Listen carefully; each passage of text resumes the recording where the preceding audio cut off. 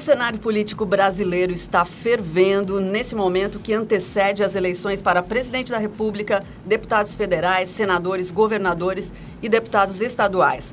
Na corrida para a presidência, a reviravolta provocada pela morte do então candidato Eduardo Campos ainda está sendo absorvida pelos partidos. E aqui em Santa Catarina, qual é o quadro? É o que nós vamos discutir no Viva Voz de hoje, que já está no ar pela rádio e também pela TV Univale. Hoje quem está comigo é o acadêmico de jornalismo Lucas Gabriel. Oi, Lucas. Olá, Lisa. Boa tarde para você que nos acompanha aqui pela rádio e pela TV Univale. Esse é o Viva Voz, suas ideias em alto e bom som.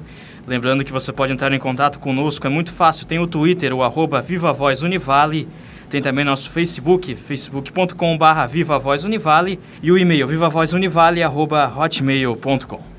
Isso mesmo. E para falar sobre o cenário político pré-eleições, nós convidamos o professor Fernando Fernandes, professor mestre em ciência jurídica, docente do curso de Direito aqui da Univale. Obrigada pela presença, professor. Eu agradeço muito pelo convite, Elisa. Eu vou aproveitar a fazer uma referência aos teus estagiários aqui, que realmente eles fazem um trabalho belíssimo, que não sinto nenhuma diferença de um profissional para o agir destes meninos. Essa é a segunda ou a terceira vez que eu tenho a oportunidade de passar aqui, embora sou prata da casa, tenho a oportunidade de passar aqui pela rádio e TV Univale, e em todas as oportunidades tive o privilégio de ser atendido por bons profissionais, meus colegas professores, mas fundamentalmente pelos estagiários que fazem, como disse e repito, um belíssimo trabalho. Bacana, acho que agradeço aqui em nome de toda a equipe, né, Lucas? Exatamente. Professor, deixa eu aproveitar e fazer uma observação para os nossos ouvintes telespectadores. O professor Fernando Fernandes, ele é nascido no Uruguai, mas é naturalizado aqui no Brasil, portanto, esse sotaque que nós vamos acompanhar aqui ao longo do programa está bem esclarecido, né, professor? Sim, houve uma época que fez parte do charme, agora não. Mas claro que continua. Ainda dá um charme, sim, principalmente a voz, né? Dá uma coisa diferente, Claro, mas é só aí, para ali mesmo.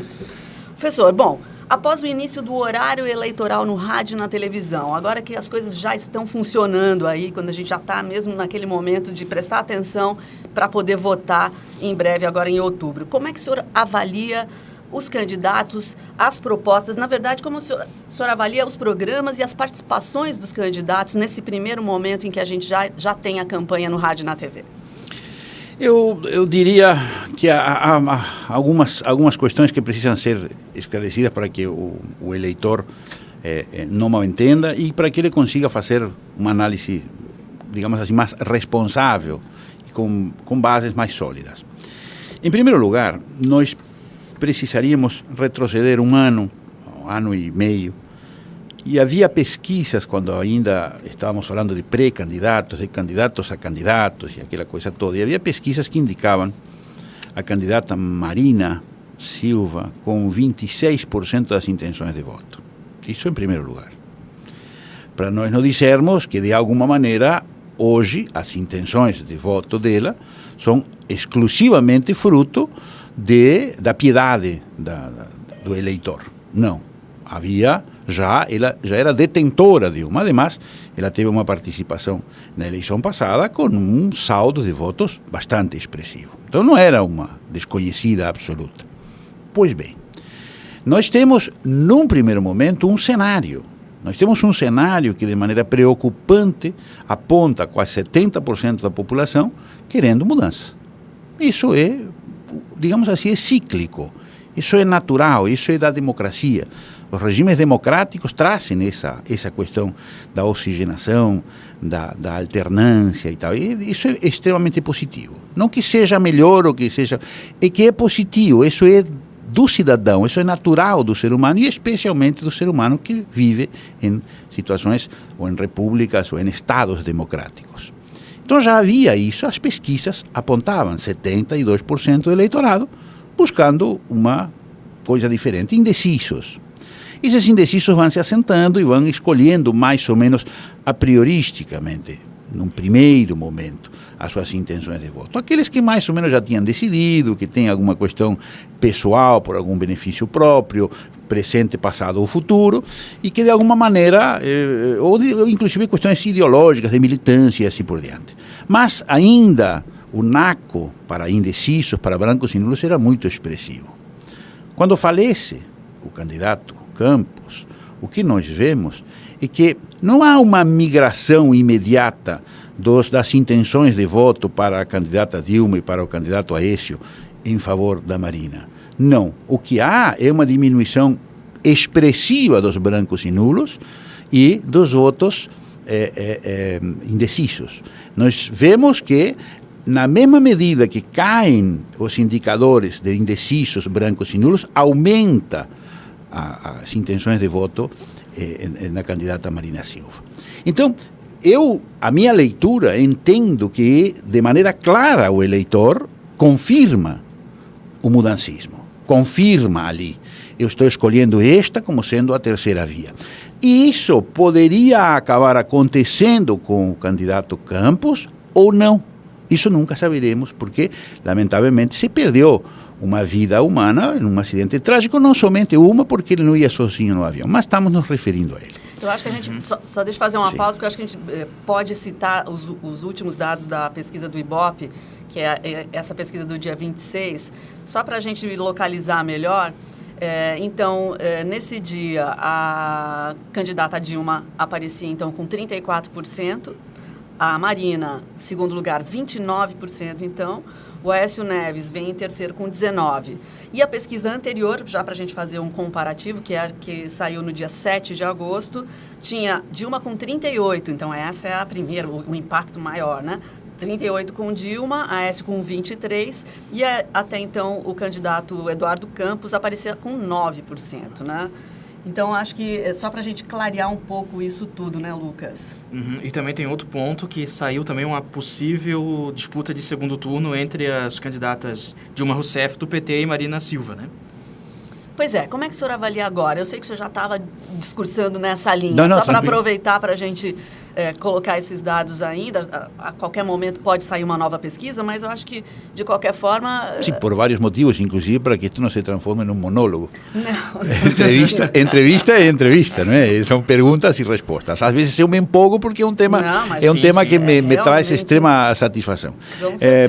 Sim, esse era o segundo momento de que eu falava no início. O segundo momento é quando a candidata, longe de estagnar ou até perder vigor, ela começa a buscar votos, ou seja, pessoas que inicialmente teriam mais ou menos decidido sua intenção de voto em favor de A ou de B, migram para esta candidata. Isso, para mim, continua reforçando a intenção de mudança da sociedade. Agora, veja, não nos enganemos, não tem eleição ganha. O jogo só acaba quando termina. Nós temos agora intenções de voto, que depende de uma série de circunstâncias. Intenções de voto têm que ser transformadas em votos, têm que se corporificar na urna.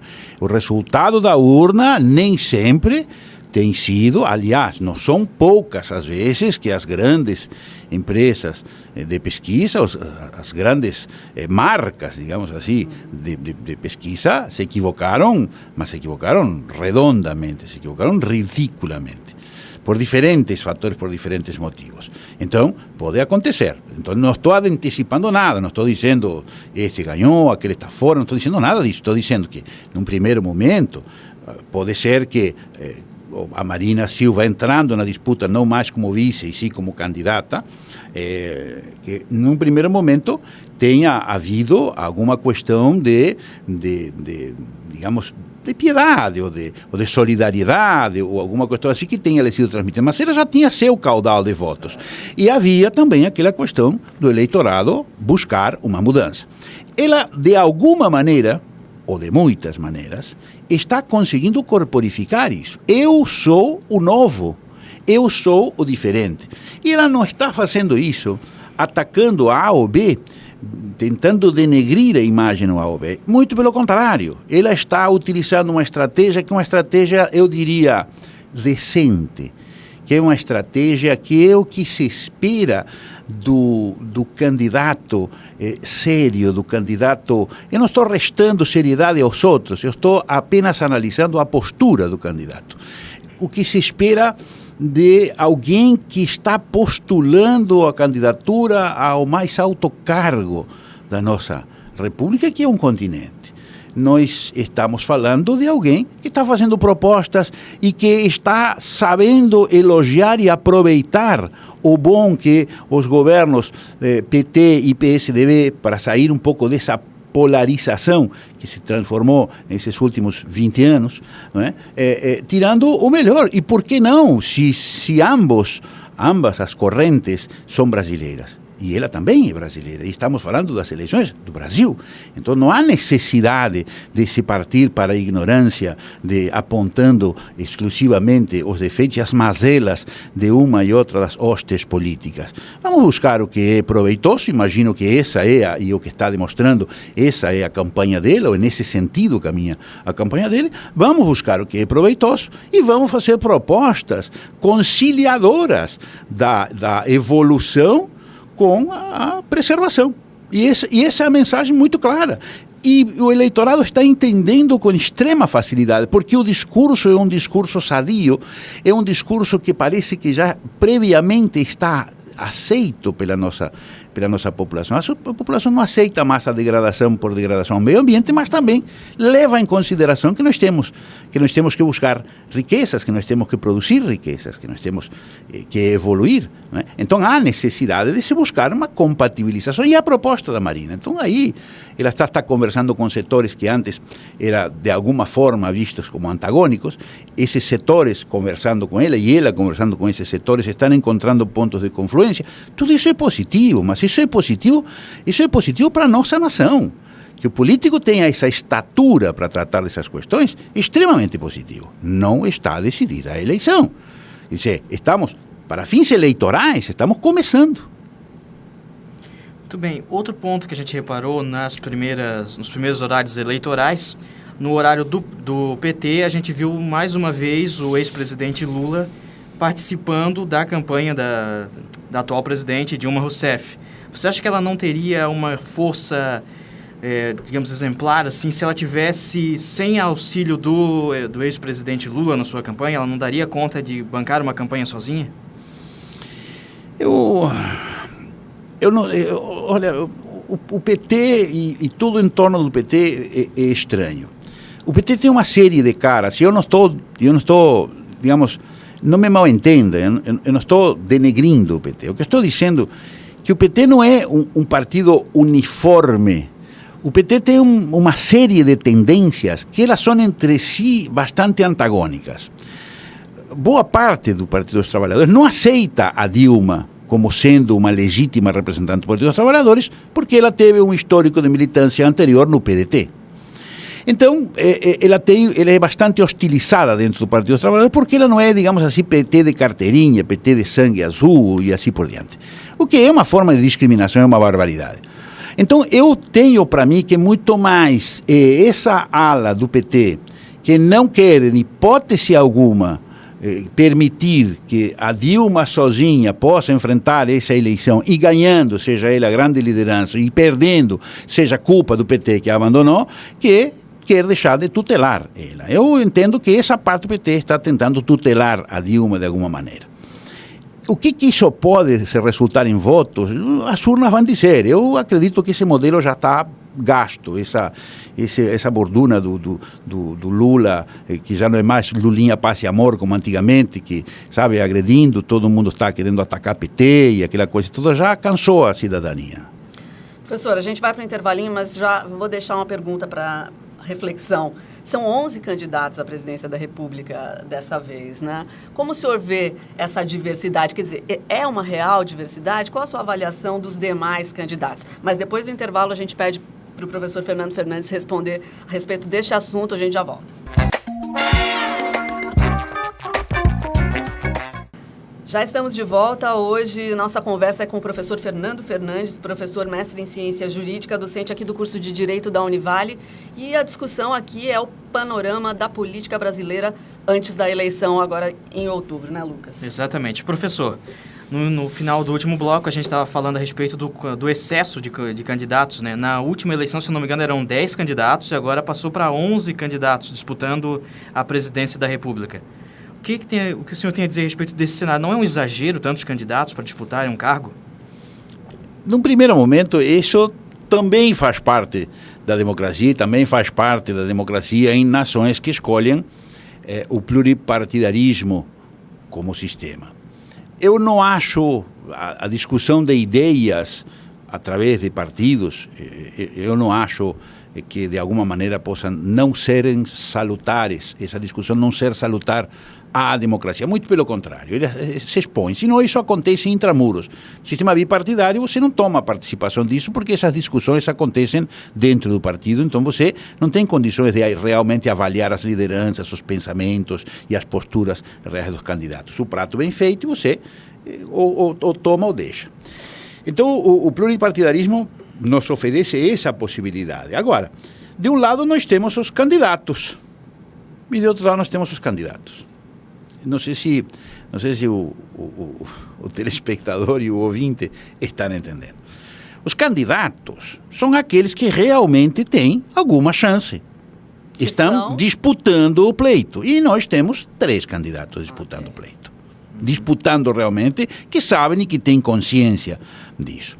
E os outros, alguns deles estão para digamos, consolidar setores, consolidar conjunto ideológico, enfim, em projetos embrionários e tal, e outros estão, convenhamos, de brincadeira. Acontece. Estamos sujeitos a isso. Não sabem nem para quê, estão para aparecer na televisão, enfim, querem seus 15 minutos de fama e assim por diante. Isso não tira pedaço, não vai fazer com que o sistema democrático se fragilize por conta disso, muito pelo contrário. Nós somos o sistema democrático é tão perfeito, tão bem feito, que temos a paciência de, inclusive, achar graça nesse tipo de coisas, sem restar a seriedade que um pleito eleitoral deva ter. Temos 3 candidatos. Essa é a realidade. Poderia acontecer algum fenômeno, alguma questão assim, que pudesse fazer com que um quarto candidato ameaçasse ou viesse ou acabasse somando votos, enfim. Pode acontecer sim, em política pode acontecer muita coisa, numa eleição 40 dias é muito tempo, é toda a eleição. Então, enfim, ainda vai correr muita água embaixo do ponte. Eu acredito que o cenário está mais ou menos delineado, acredito que teremos 2 turnos, e agora está tentando ser definida a posição de cada um dos candidatos para o segundo turno. A luta hoje é para ir para o segundo turno, para ser o segundo colocado. Hoje essa é a luta. Professor, a gente ainda quer falar de tanta coisa, já vi que a gente vai ter que convidá-lo mais uma vez. Mas eu fico feliz. Que bom. Mas, de qualquer maneira, eu gostaria ainda de voltar à questão do Eduardo Campos, que foi a última grande virada que compôs esse cenário que a gente está vivendo nesse momento, né? E sobre isso nós temos uma participação do professor José Bento Rosa da Silva, que é historiador e que neste momento está atuando na Universidade Federal do Pernambuco. Então, achamos interessante que ele esteve por aqui para participar de uma palestra e aproveitamos e temos uma sonora que o André fez com ele. Solta lá, André. Professor, o senhor que mora e trabalha em Pernambuco, como é visto a imagem, enfim, o trabalho do ex-candidato à presidência Eduardo Campos no Estado? Então, eu penso que tem 2 momentos. O primeiro momento foi antes da morte trágica dele, né? Uhum. Então, o Estado parou, a cidade parou, e me relembrou muito a comoção em torno da morte dele, muito semelhante à morte de Tancredo Neves, né? Agora, no momento anterior, ele foi reeleito, né? Foi reeleito governador com 90 e pouco % dos votos, mas eu posso falar a partir do funcionalismo público. O funcionalismo público tinha muita ressalva à forma como ele fazia política, porque ele era muito populista e muitas vezes intransigente. Uhum. Ele já tinha sido, ocupado pasta no governo do avô dele, Miguel Arraes, mas ele não tinha o carisma do Miguel Arraes. Ele era muitas vezes chamado pelos oponentes, sobretudo, como um coronel. Uhum. Né? Tem um professor na universidade lá que fazia uma charge muito severa com relação a ele, chamando do príncipe, né? Porque ele tinha umas posturas um tanto intransigentes, né? Uhum. Agora, não resta dúvida que ele tinha uma carreira política brilhante pela frente, até pela forma como ele, né, como ele fazia na política, ele conquistava, criava alianças, então ele tinha um carisma. Uhum. Né? Mas o que me chamou a atenção foi como é que ele ficou benquisto inclusive pelos oponentes, diante da morte, uma morte trágica, né? Que foi 2 dias depois do aniversário dele, praticamente, um dia depois dele ter dado uma entrevista no Jornal Nacional, e foi muito questionado, e morreu no mesmo dia da morte do avô, e mais ainda no 13 de agosto. Então, eu acho que tudo isso somou para a comoção em torno da morte dele. E que foi uma morte, na minha opinião, muito usada politicamente, tanto pela situação quanto pela oposição, né? Então, a morte dele rendeu alguns dividendos para a oposição e para a situação, né? Agora, não sei dizer até onde ele chegaria na vida política, porque isso é uma incógnita, né? Sim. Mas é a impressão que eu tenho dele, sobretudo do lugar de onde eu olho, né? Muito próximo do funcionalismo público federal, estadual e municipal. É isso, professor. O que dizer sobre esse relato Olha, aí do professor Bennett? há questões que são naturais.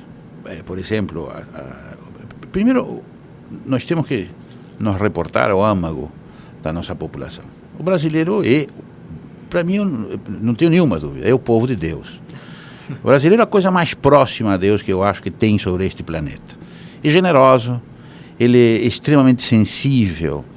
E claro, o Campos era uma pessoa jovem, era uma pessoa que tinha um grande futuro, incursionando na política muito bem alicerçado, com mestres de extrema qualidade, e tinha posturas mais ou menos firmes. Se ocasiona esta questão de amor e ódio entre o funcionalismo público, não foi o que se viu nas urnas, porque ele foi reeleito com uma margem fabulosa, como poucas vezes se viu em qualquer estado brasileiro. Então era natural que na morte trágica trouxesse o melhor do nosso povo à flor da pele e fosse demonstrado da forma que foi demonstrado. Eu concordo também com o meu colega quando ele diz que se explorou muito isso. Sim, isso é verdade. Se explorou, se canalizou, porque se você está fazendo uma demonstração de dor pela morte de uma pessoa que de alguma maneira te merecia algum tipo de simpatia, não é explorar que eu te estenda o ombro. Não é? E o que se fez foi exatamente isso. Estendeu-se o ombro às pessoas que estavam manifestando seu momento de dor. Mas eu disse antes e vou repetir. Num primeiro momento, se o efeito Marina fosse por conta exclusivamente do falecimento de Campos, essa segunda pesquisa já nos aponta em sentido oposto. As apresentações dela nas entrevistas estão apontando em sentido oposto. E eu tenho a impressão de que o que vai confirmar esta minha fala vai ser a mudança nas campanhas dos outros 2 candidatos, que nós vamos ver a seguir. Muito bem, professor. Agora eu gostaria de focar um pouco mais aqui no cenário catarinense. Disputa para governador. Como está esse panorama aqui em Santa Catarina? Eu tenho uma única preocupação. Em matéria de eleições, o já ganhei é um veneno. É uma coisa extremamente complicada. A lógica indica que, e as pesquisas também, né, que o Colombo deverá faturar no primeiro turno. Isso todo aponta. Mas vamos aos últimos dados. Eu vejo o seguinte: quando você começa qualquer tipo de disputa no topo das tuas possibilidades, daí só tem para baixo. Não quer dizer que tu vai cair, mas o teu movimento só poderá ser na descendente. Então o ideal é que tu comeces com um pouco menos de vigor, do vigor máximo que tu possas alcançar, e que chegues bem próximo da eleição, na crista da onda. Isso é o ideal. Entendo eu que Colombo chegou hoje ao topo máximo. Ele tem hoje 43% das intenções de voto, não é pouco. O segundo, não o ameaça, tem 19%. Mas vamos apreciar, entre a pesquisa atual e a anterior, Colombo cresceu 3 pontos percentuais. O segundo candidato, Ai, me fugiu o nome, me ajuda. Lisa. Fugiu de todos, não é? Tudo bem, o Paulo Bauer, já lembrei. Tá. Então, o Paulo Bauer... Coitado, tá o tão... Paulo, A gente até esqueceu dele. o Paulo Bauer aumentou as intenções de voto de 10% para 19%, quase em 100%. Aumentou em 13 dias, quase em 100%. Qual é a mágica que se operou? É que começou realmente a campanha. Então, em 13 dias de campanha, ele já buscou quase 100% das intenções de voto. Isso é de se considerar. Isso realmente é de se considerar. Como não tem eleição ganha, minha preocupação disso, e repito, o já ganhei é um veneno. Se o Colombo não se antenar, se ficar o pessoal dele achando que agora é só comprar o terninho para posse, faltam 40 dias. Ok. Professor, a gente tem 1 minuto. Uma última pergunta para a gente finalizar. O que ainda pode ser uma surpresa nessas eleições? Olha, eu não vejo assim nada como... Uma surpresa nessas eleições, por exemplo, é Dilma ser reeleita no primeiro turno. Para mim seria surpresa. Ser reeleita já seria surpresa por como está se desenhando o panorama. Ele começou com os ventos mudancistas e eu não acredito que eles tenham força, que eles tenham musculatura. Embora estão utilizando todas as possibilidades, vocês podem ver em toda a mídia, Caixa Econômica, Banco do Brasil, Petrobras, enfim, estão... Agora é fantástico, né? A máquina é muito poderosa. Eu não acredito que tenham... Agora, surpresa, ganhar o primeiro turno. Surpresa, em Santa Catarina, ter segundo turno. Ok. Acho que está ótimo. A gente agradece muito a sua participação, professor. Quem sabe o senhor volta mais uma vez para a gente voltar a acompanhar esse cenário daqui a alguns dias. A gente conversou com o professor Fernando Fernandes, professor mestre em Ciência Jurídica, e ele é docente aqui do curso de Direito da Univale. Obrigada mais uma vez. Eu agradeço muitíssimo a oportunidade, me convidem mais vezes, eu aqui virei com todo prazer. Isso aí, a gente fica por aqui, né, Lucas? É isso aí, muito obrigado pela sua companhia. Esse foi mais um Viva Voz, suas ideias em alto e bom som. Viva Voz, realização, curso de jornalismo do Centro de Ciências Sociais Aplicadas, Comunicação, Turismo e Lazer, e Pró-Reitoria de Pesquisa, Pós-Graduação, Extensão e Cultura, Propec da Univale. Produção e técnica, André Schlinwein, Ellison Gomes, Fernanda Vieira e Jennifer Mânica. Coordenação, Lisa Lopes Correia. Supervisão, Alberto Russi.